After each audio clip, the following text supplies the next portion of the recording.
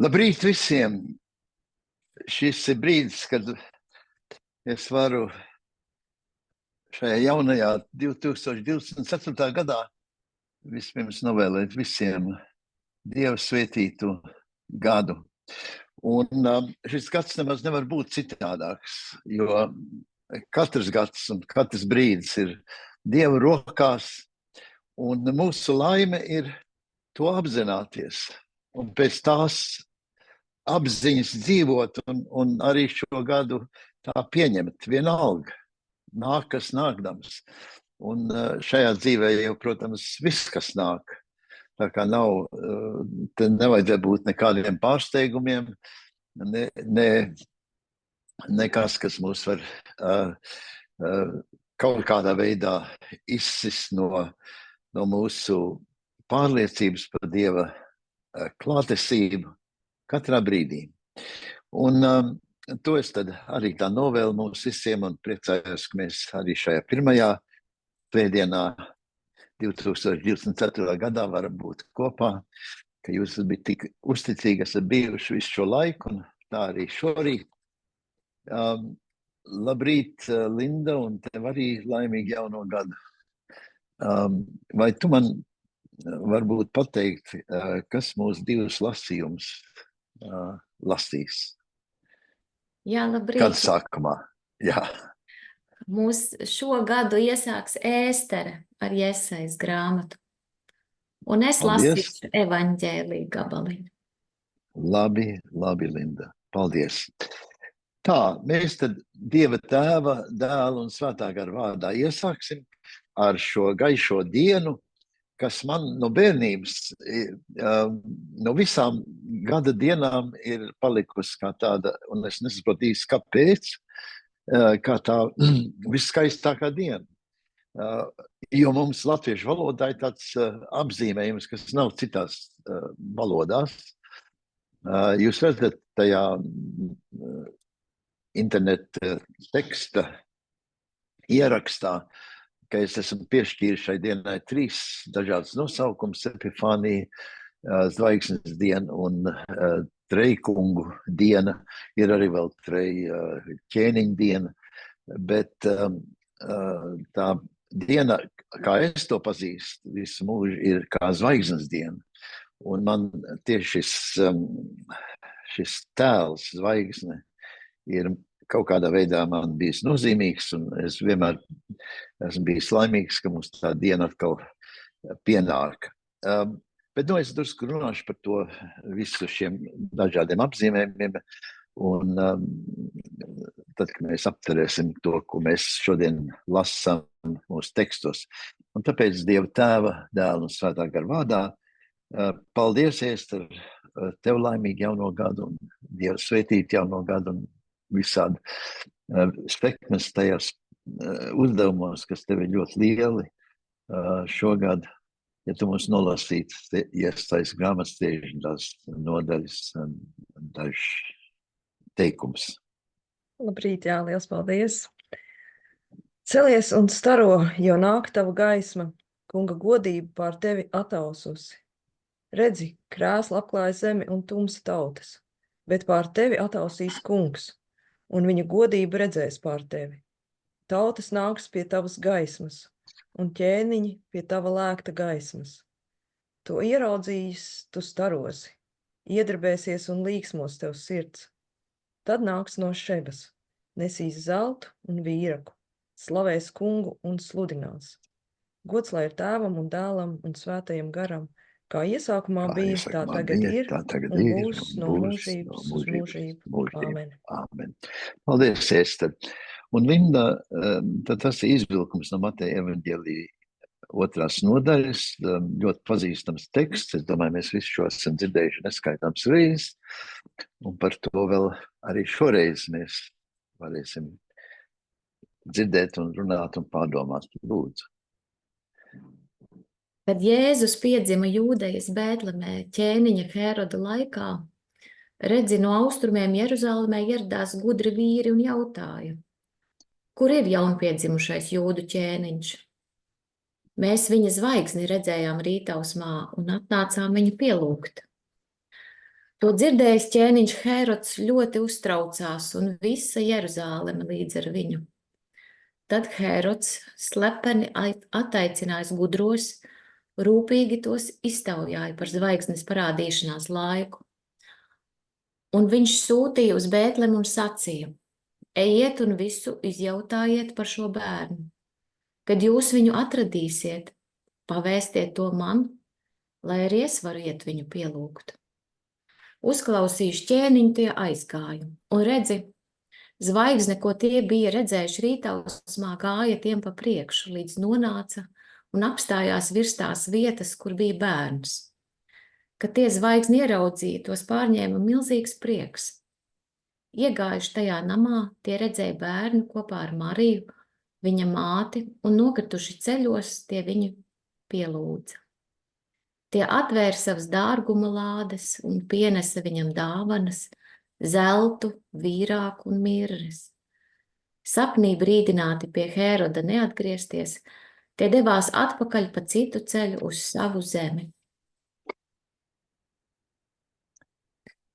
Tā kunga evaņģēlijas. Paldies, Linda. Nu, kā es teicu, sākumā šai dienai ir vairāk apzīmējumu. Šī ir viena no vissenākām baznīcas svētku dienām. Šī diena ir daudz gadus pirms, daudz simtu gadus vēl pirms vispār Ziemassvētki parādījās kristietības kalendārā.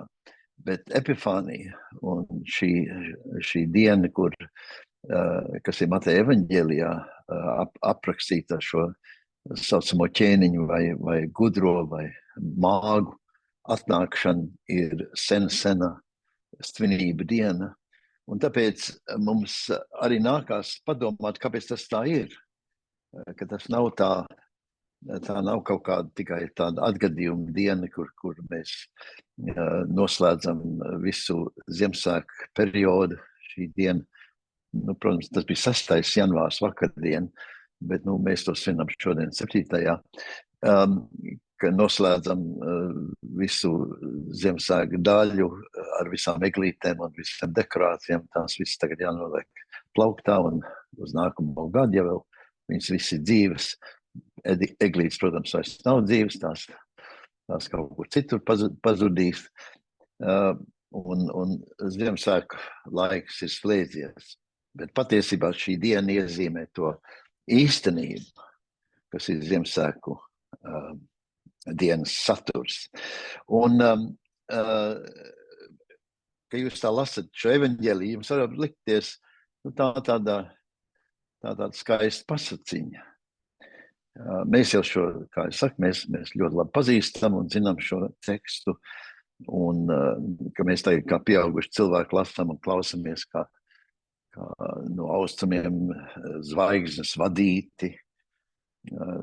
Taču nav neviena zvaigzne tāda, ko mēs varam iedomāties, kas var tik specifiski ceļot no vienas vietas uz kaut kādu geogrāfisku citu pilsētu, teiksim, Jeruzālemi, un tad vēl specifiskāk daži kilometrus tālāk uz Betlēmu, un ne tikai uz Betlēmu, bet uz īpašo piedzimšanas vietu, un tur nostāties un iezīmēt šo.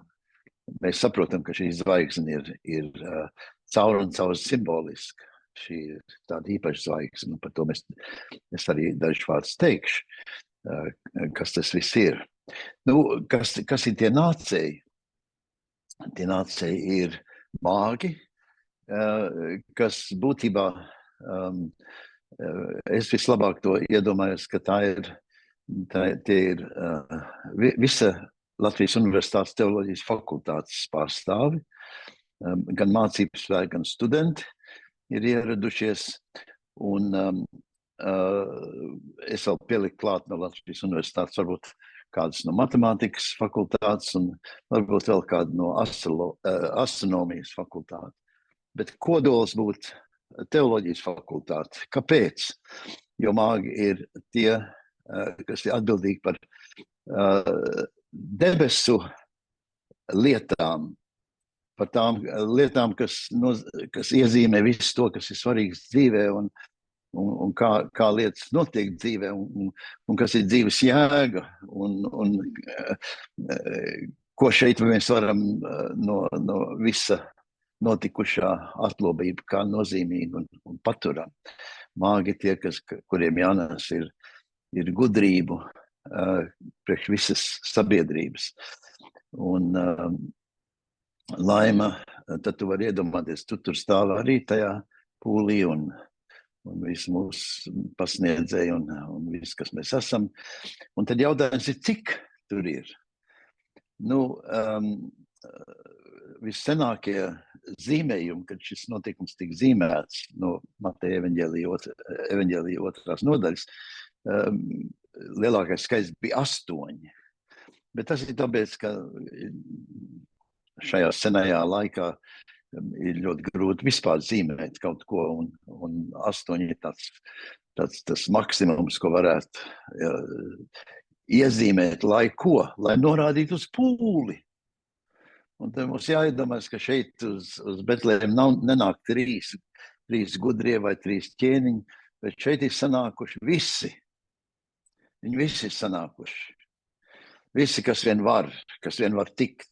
Šeit ir liela skaita to, kas ir atbildīgi par sabiedrības gudrību, par sabiedrības veselību, par sabiedrības dzīves augšupēju un nozīmīgumu. Un tie visi nāk šeit uz šo mazo vietu, kur ir Jēzus bērns.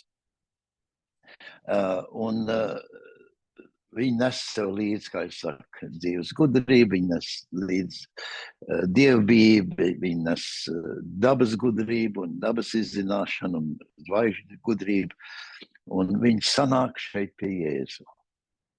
Un tas ir tas skats, kas tiek mums pieteikts, ka viss tas, kas ir sakarīgs, viss tas, kam ir nozīme, kam ir satura, tas pulcējās pie Jēzu. Un tekstā ir teikts, protams, ka viņi pielūdz. Un tas ir svarīgi šis vārds. Tas nozīmē, ka viņi godā kā augstāko vērtību. Ebreju teksti neviens nerunā viegli ar tādiem vārdiem kā pielūgšana. Pielūgt nevar neko citu, nevar pielūgt kaut kādus niekus. Pielūgt drīkst tikai to, kas ir dievišķi, vai kas ir no Dieva, vai kas ir pilns ar Dievu, vai kas ir Dievs pats. Un šī pielūgšana nozīmē gan cienīt, gan sevi pakļaut. Tātad šeit ir sanākuši visi, kas ir atbildīgi par veselību, par gudrību, par saturīgumu pie Jēzu. Un viņi to faktu iezīmē ar 3 dāvanām.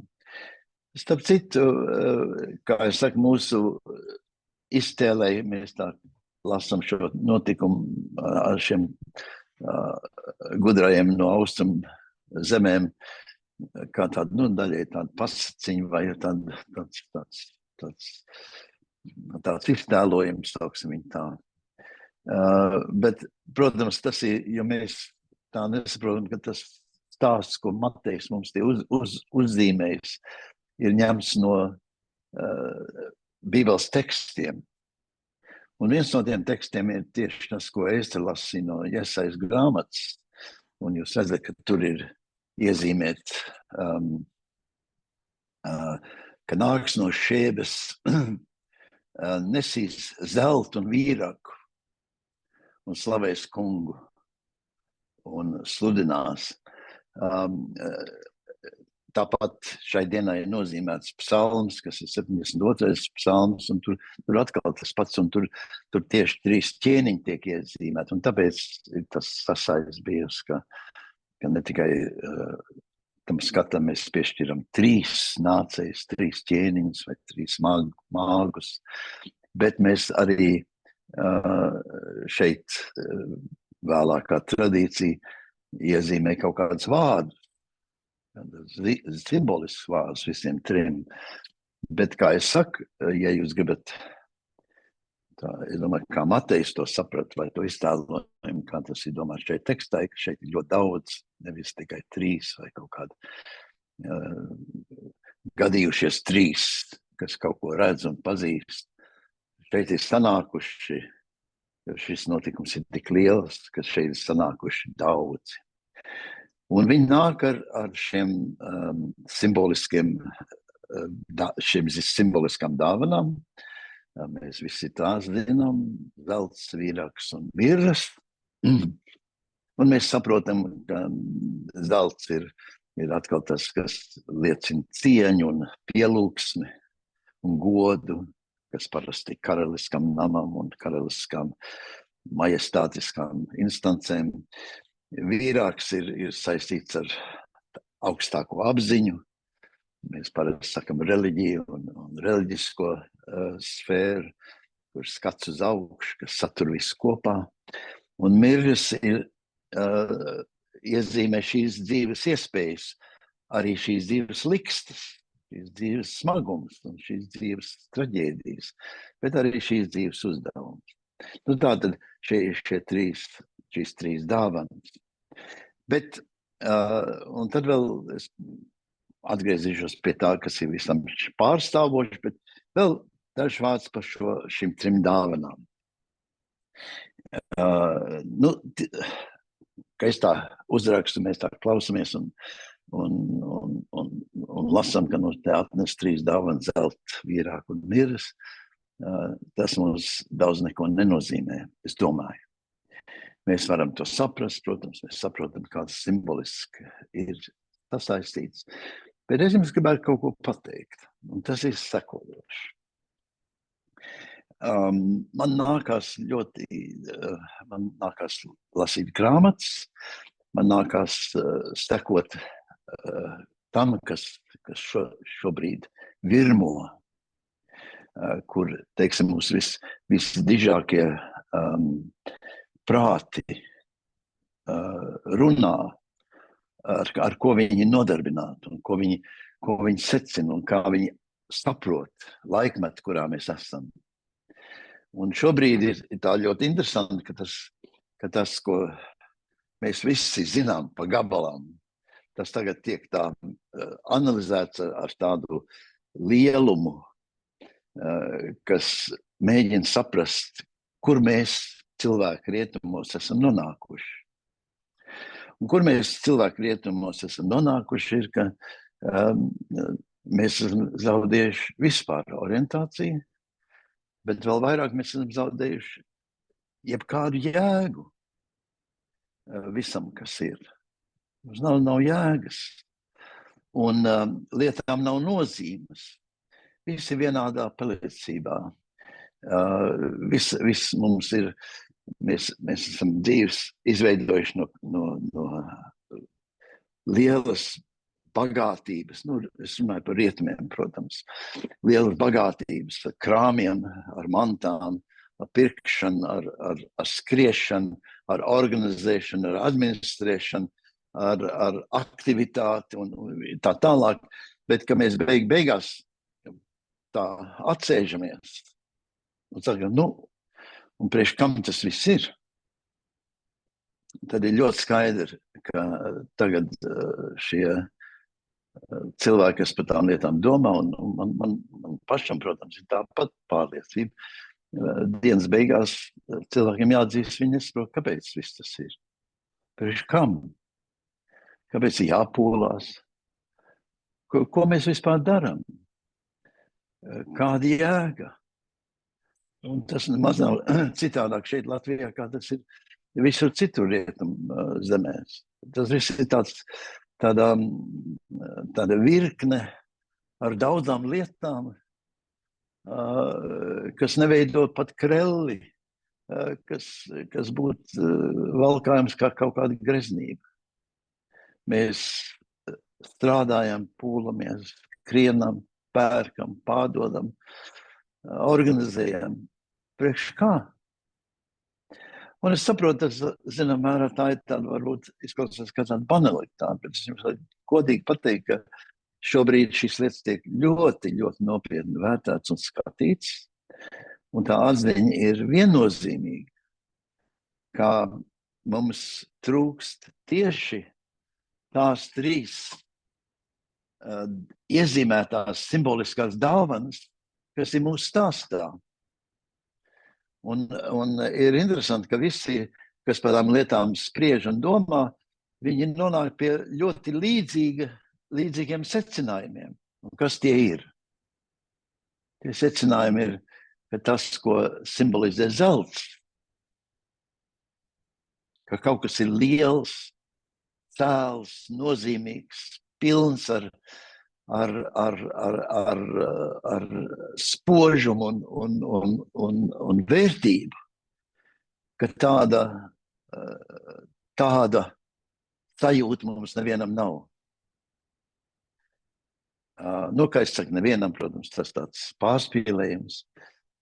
Beigās mēs esam šeit kopā tieši tāpēc, ka mēs par tām lietām runājam un par tām lietām domājam, bet arī mums, kas mēs esam šeit, teiksim, reizi nedēļā, mums ir ļoti grūti, jo viss, kas ir apkārt, runā un vērtē lietas citādāk. Skatās uz visām tām pavisam no cita rakursa. Un es domāju, ka mums arī tas tā atmosfēra, tā gaisotne, kurā mēs elpojam un dzīvojam un skrienam, ka tā arī mūs ietekmē. Un mēs arī sākam pārmantot to pašu apziņu, ka nekas jau nav beigās sevišķi nozīmīgs. Ka nav nekāda zelta lieta šajā dzīvē. Nav nekas, kas ir tik vērtīgs kā zelts, ko senos laikos reprezentēja karaļnams un viss tas, kas ir vislielākais mēs, un tāpēc arī baznīca, es sevišķi neesmu par to, bet baznīca arī uzskatīja, ka viņai ar savu greznību, ar savu mācītāju tērpiem, ar baznīcas iekārtu un ar ikonām un visām krāsām un visu pārējo mūziku ir jārada šo pārliecību mūsu dvēselē, ka šeit ir kaut kas liels un svarīgs. Šī apziņa, protams, tiek iznīcināta un nonivelēta. Viss, kas tiek runāts un darīts, tas viss ir, ka šeit nav nekā svarīga. Un ja kāds atrod kaut kādu nišu, teiksim, mūzika, māksla, varbūt kaut kāda aktivitāte, sports, varbūt kaut ko administrēt, kur mēs vēl varam iedomāties, tas ir svarīgs. Bet mēs ātri apzināmies, un pat pētīšana, zinātne, labi, un tāpēc šis zelts mums trūkst. Otra vērtība, kas tāpat ir deficīts, ir tas, ko reprezentē šī dāvana vieraks. Tas vieraks nozīmē tie spēki, kas visam piešķir tādu kopsavilkumu. Tas ir, kas ir simboliska pasaule. Tas ir, kas ir tā vērtība, tā ticība, par kuru mēs runājam katru svētdienu, kas ir domāta, ka tā piešķir visam šo vienojošo skatu. Nevis kaut kādu reliģisku vai kaut kādu konfesionālu vai kādu tādu privātu dievattieksmi. Tas ir maznozīmīgi. Bet tas, kas visam piešķir redzējumu, tāpēc šis stāsts ir par to, ka šeit pie Jēzus tiek atrasts tas, kas visus atturēs kopā, kas visam piešķirs šo lielo vienojošo skatu. Un trešā dāvana, kas šeit ir mirras,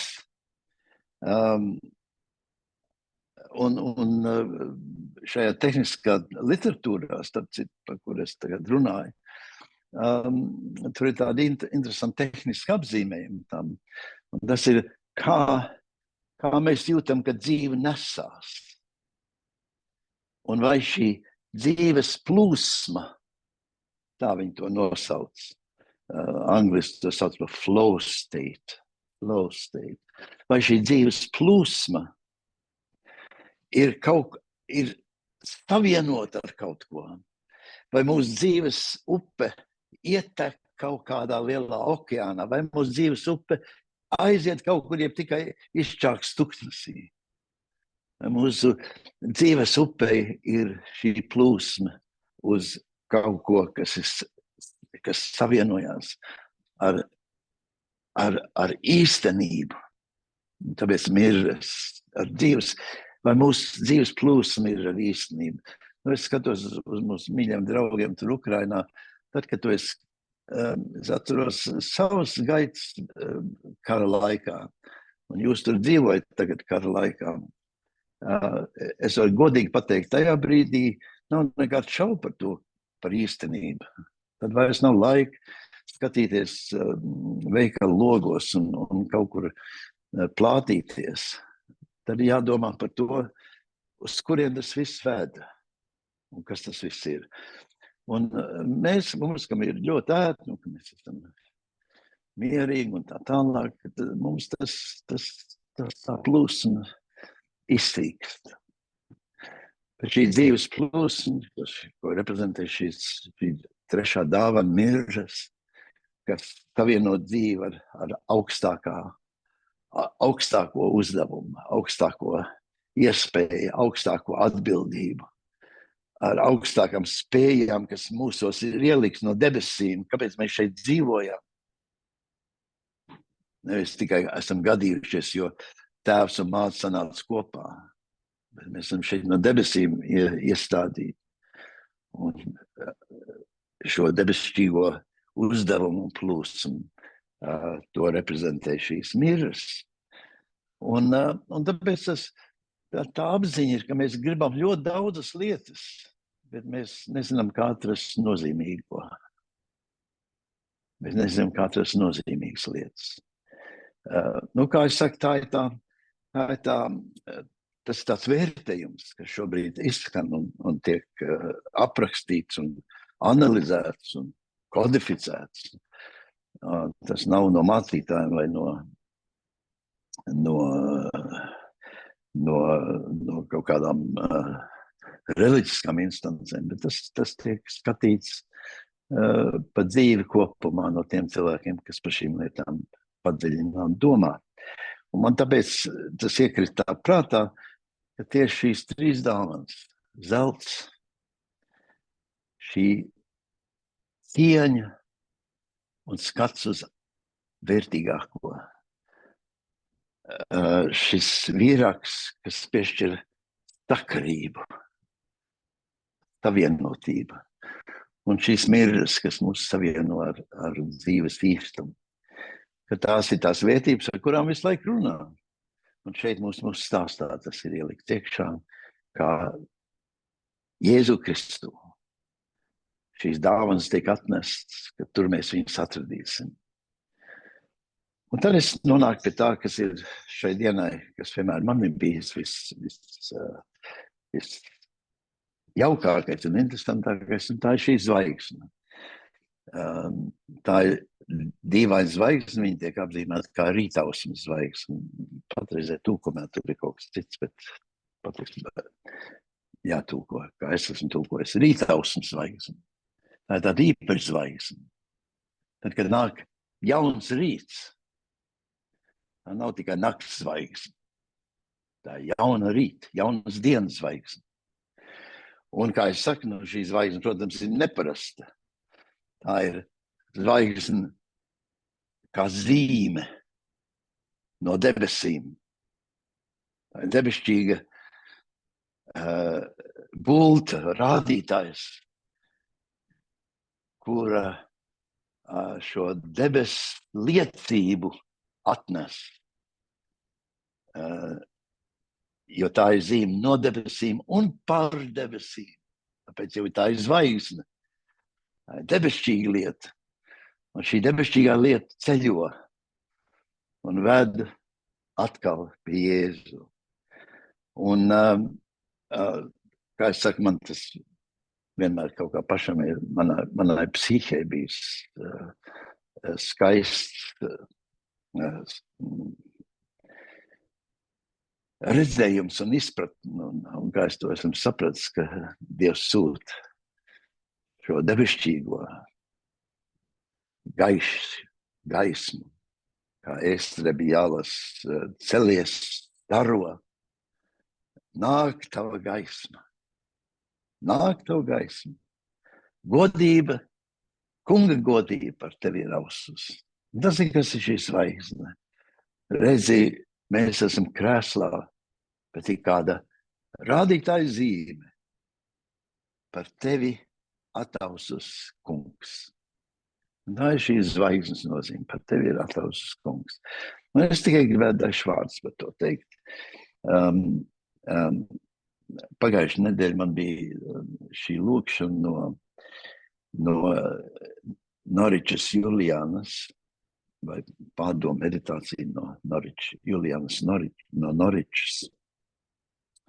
Un es esmu viņas tekstu tā pārlasījis. Un vienā vietā viņa ļoti skaisti saka sekojošo. Dievs priekš mums ir viss, kas labs un patīkams. Un viņa mīlestība ir kā tērps, kur viņš mūs apvelk, ar kuru mūs tur, lai nekad mūs neatstāja. Un viņa labestība ir visā, kas ir radīts. Visā, kas ir radīts. Bet viņš pats sniedzās aiz visa tā uz mūžību. Un šis skats, ka Dievs mūs ietērp tavā labestības tērpā. Man bija tāpat kā šai Noričas Julianai, kad es biju jauns mācītājs Karību salās, man bija ļoti līdzīga vīzija, kā viņai tas ir bijis. Un es atceros, ka es tur sēdēju vienā padomus sēdē un skatījos pa mūsu baznīcas logu, un tur cilvēki staigāja. Katrs gāja kaut kur par kaut kādu tādu taciņu, patālu. Un es tur sēdēju un pēkšņi es redzēju, ka visi cilvēki ir ietērpti, ietīti tādā kupolā, tādā gaismas kupolā. Viņi tur staigā pa to taciņu, un viņi jau, protams, es sapratu, neapzinās. Un es katru, tieši tāpat kā Noričs Juliāna, kas to uzsver, visi ir ieņemti, ietērti, ielikti, izvietoti šajā Dieva labestības un gādības kupolā. Un es jau sapratu, ka tas ir, es kaut ko redzu, kas nav. Tādā nozīmē, ka tas kupoli jau neeksistē. Bet no otras puses, es to redzēju kā visīstāko par katru cilvēku. Un man kā jaunam mācītājam tas toreiz bija tāds rādītājs, ar ko man jānodarbojas. Kas ir mans uzdevums? Palīdzēt cilvēkiem saskatīt to, ko viņi neredz. Un Noričas Juliāna tieši tāpat runā par to, ka Dievs mūs ir ietērpis. Viņš saka to. Viņš mūs apvelk mīlestības tērpu, ar kuru viņš mūs tur, un kurš mūs nekad neatstāja. Nu tā. Jaunajā 2024. gadā ejiet ar šo apziņu. Dzīvosim ar šo apziņu. Jo tā ir vistiešākā un īstākā apziņa par to, kāpēc un kā mēs šeit dzīvojam. Par to, kas ir Dieva nodoms. Un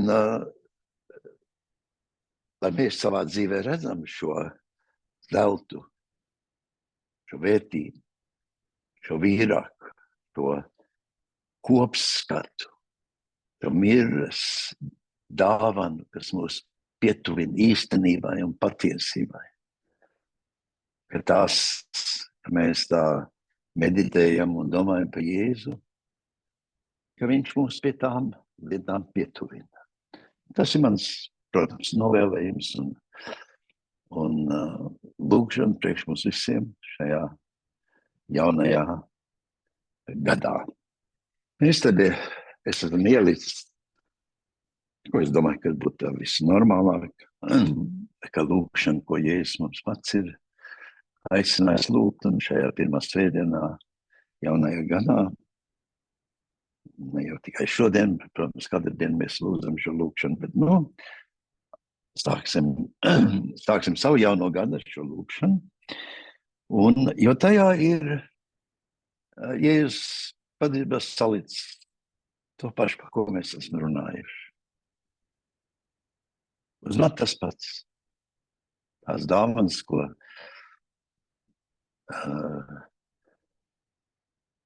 gudrie no austrumu nesa.